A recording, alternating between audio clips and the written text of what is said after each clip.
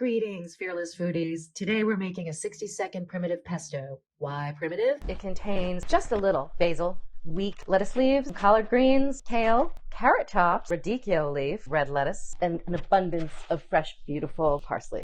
You can see more of these on my website, www.fearless-foodies.com, where you have fun learning to save time, money, and calories while dishing up gorgeous, healthy meals.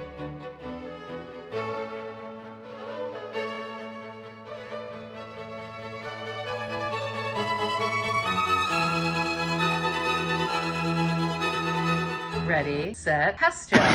Remove any stems, taste, season as desired, and done. This reel was made possible by our sponsor, Life Recipe Enterprises, LLC. Check out their epic international food culture clean living magazine with flip page technology at liferecipemagazine.com. So if you had a little fun, learned something new, tap subscribe and like this video so we can keep uploading epic foodie reels for you.